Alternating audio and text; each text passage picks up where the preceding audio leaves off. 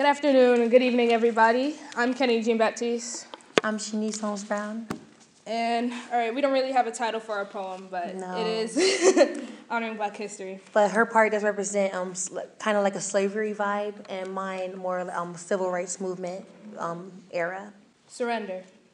Accepting failure out of the fear of losing. Perseverance. Getting out of bed even though I am told that I have no purpose.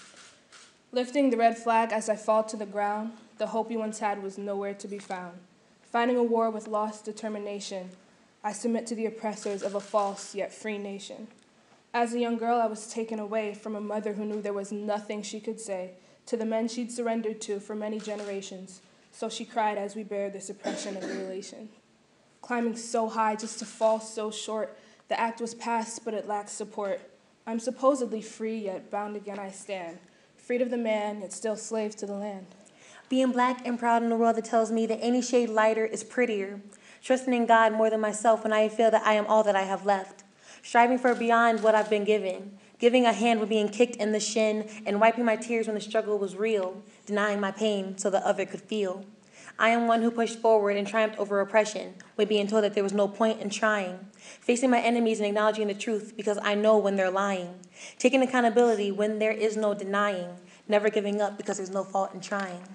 In the 50s and 60s, ambition ran high as Blacks fought for their right of equality. They didn't surrender, so why should I? My fears become utter frivolity.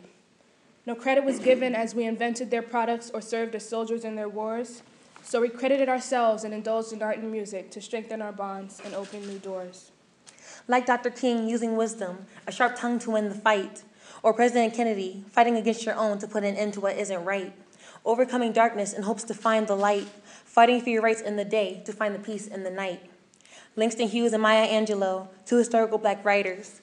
Blacks and whites united to fight segregation, like the Freedom Riders. Dr. King and Malcolm X's two opposites but equal fighters, marching down desolate roads, the best place to raise your lighters. Want to spread the word to more people than my mother in the kitchen. So many historical leaders, but many I hardly mention. What's the point in trying without secondary intervention? Maybe you should try because you've seen your children cry themselves to sleep. Maybe we should fight to make real the many promises society failed to keep. Maybe I should strive to keep the struggles of a people from growing waist deep.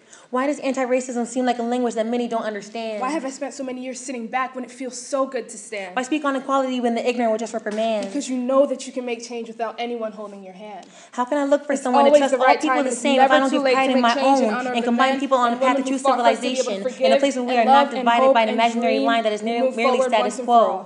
No longer will I cry or bow my head in shame. No longer scared of sunshine because I conquered the rain. Thank you.